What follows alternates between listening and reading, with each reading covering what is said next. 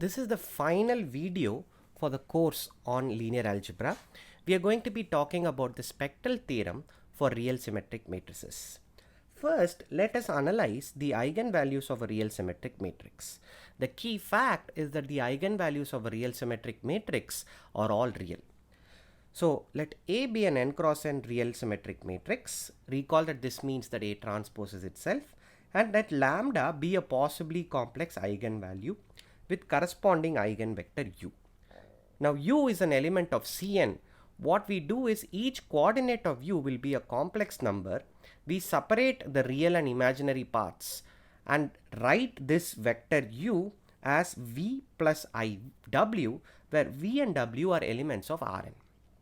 Then lambda is real first of all, and either v or w or possibly both are eigenvectors to lambda depending on whether v is not equal to 0 or w is not equal to 0. The moment either v or w, one of them will definitely have to be non-zero because we do not allow 0 eigenvectors. The moment one of them is not 0, it is that becomes an eigenvector. So let's go on to the proof. We have au equal to lambda u by definition. We denote by u conjugate the vector obtained by conjugating every coordinate of u. For instance, if the first coordinate was x plus iy, we just write it as x minus iy in u conjugate. We are going to treat this vector u as a column vector for the computations that follow. What we are going to compute is we are going to compute u conjugate transpose au, which we know is u conjugate transpose lambda u simply because au is lambda u.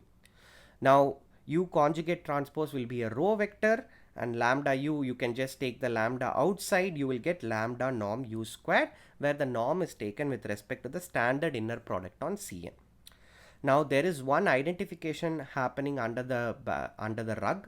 U conjugate transpose au will be an 1 cross 1 matrix, whereas this is a number. We are harmlessly identifying a 1 cross 1 matrix with a number. Now what we are going to do is we are going to conjugate this entire equation which we have here, u conjugate transpose au equal to lambda norm u squared, with the understanding that the conjugate of a 1 cross 1 matrix is itself, not the conjugate, sorry, we are going to transpose the whole equation, sorry about that. We are going to transpose the whole equation with the understanding that the transpose of a 1 cross 1 matrix is itself. So we will get lambda norm u squared. Again, we are identifying the number with the 1 cross 1 matrix is nothing but u conjugate transpose au the whole conjugate, which by the properties of conjugation we write as u transpose a transpose u conjugate, which is same as u transpose a u conjugate because A is real symmetric. Now because A is a real matrix, its entries are real, au conjugate the whole conjugate is nothing but au, which you can check quite easily. Putting all this together, we get lambda norm u squared is u conjugate transpose au, which is same as u transpose au conjugate the whole conjugate. Okay, now observe that this and second and third terms are just conjugates of each other. They're just conjugates of each other. What this means is this quantity lambda is forced to be real because the real numbers are the only numbers with the property that the conjugate is itself. So this concludes the proof that lambda has to be a real number. The fact that either v or w is an eigenvector depending on which is 0 is just immediate from definition. So this shows that the eigenvalues of a real symmetric matrix are real. Now let's understand the relationship between taking the transpose of a matrix and the standard inner product. These two notions are intimately related to each other. We will exploit this relationship to diagonalize a real symmetric matrix. Suppose v and w are in Rn. We will treat these as column vectors again.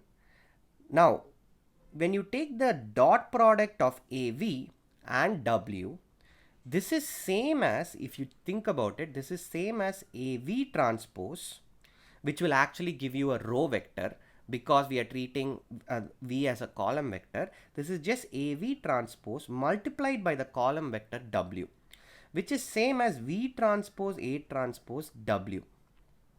Okay, which if you think about it is nothing but V dot product A transpose W. Okay.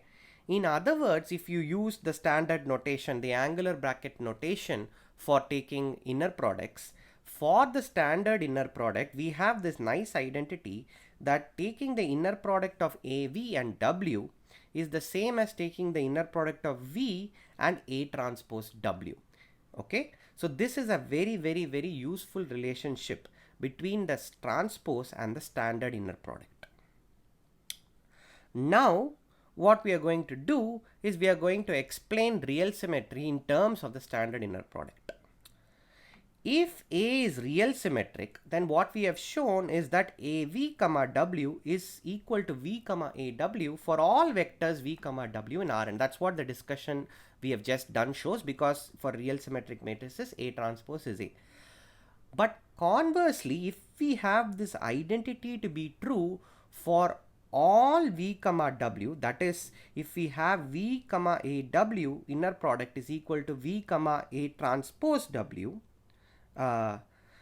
if we have AV comma W equal to V comma AW for all V comma W in Rn, then we immediately get V comma AW is nothing but V comma A transpose W, simply because AV comma W is V comma AW, which is same as V comma A transpose W, because we always have AV comma W is equal to V comma A transpose W.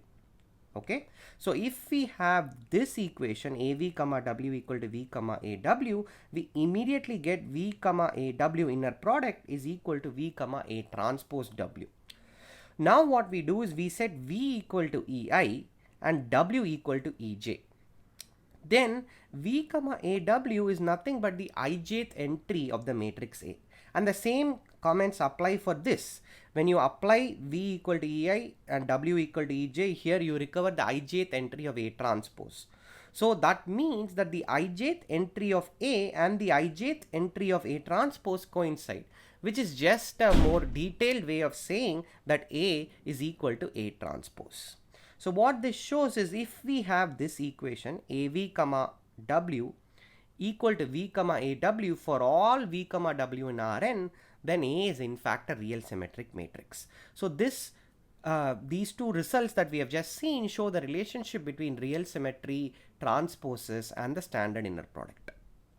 Now we come to the major theorem of this last part, the spectral theorem. The spectral theorem is quite a complicated theorem. There are several versions of it. There are entire books devoted to spectral theorem. We will only deal with the simplest possible case of the spectral theorem, and even here we will not give a complete proof, we will just give a proof sketch.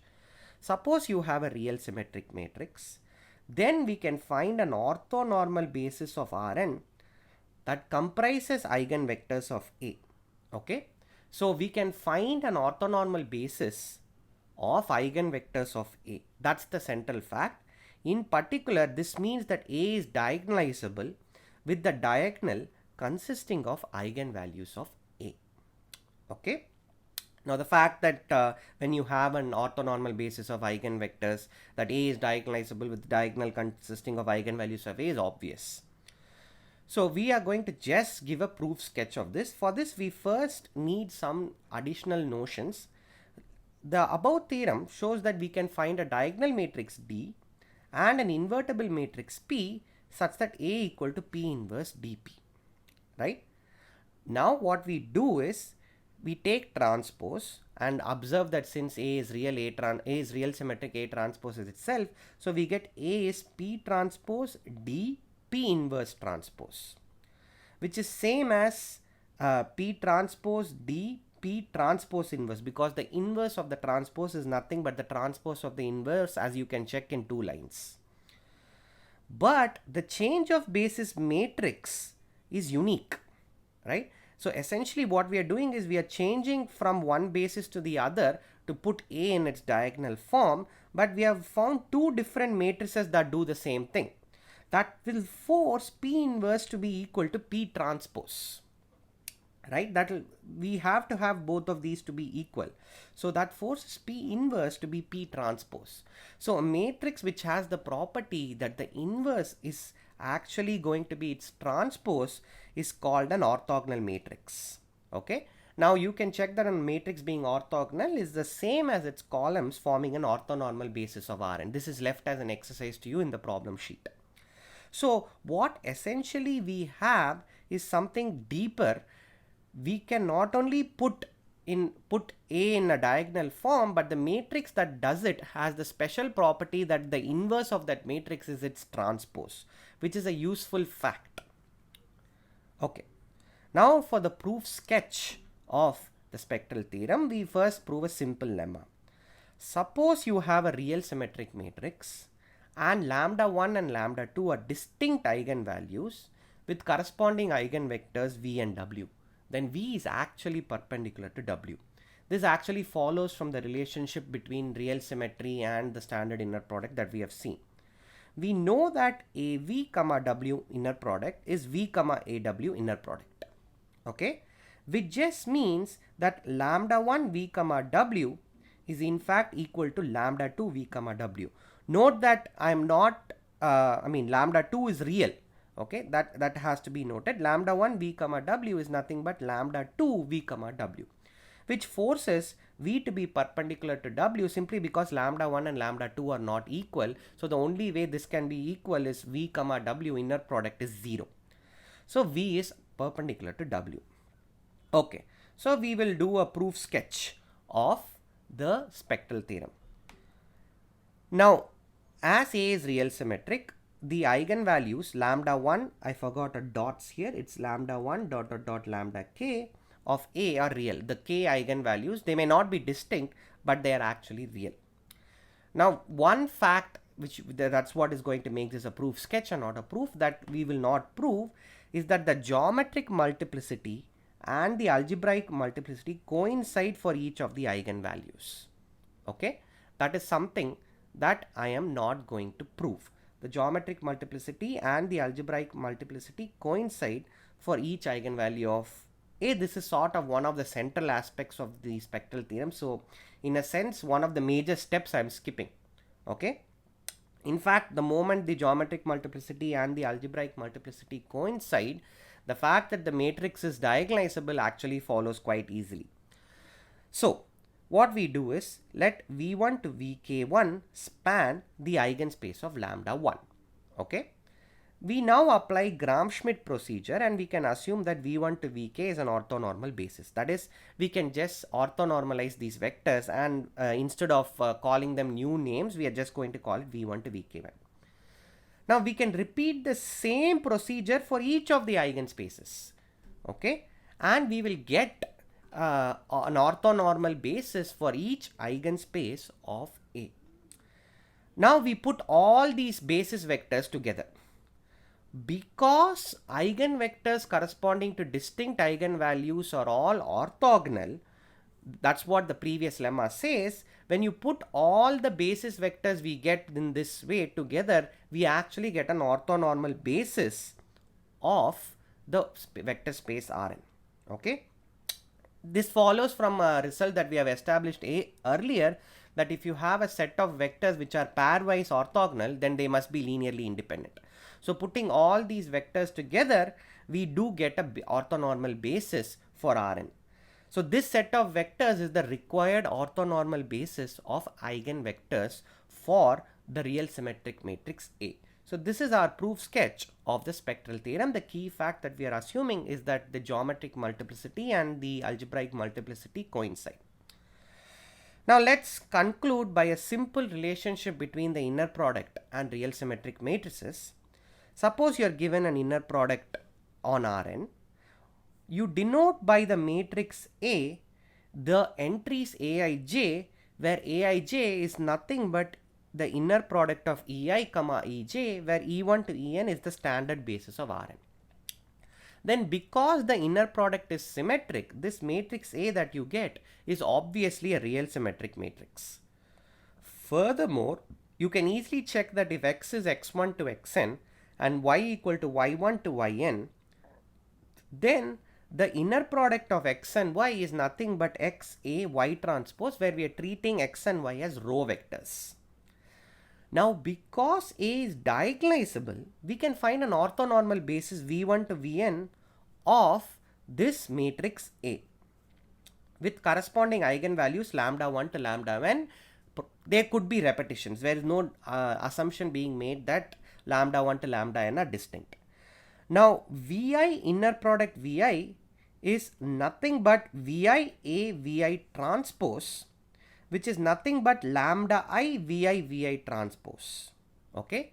Now from the positive definiteness, we know that this quantity Vi inner product must be positive.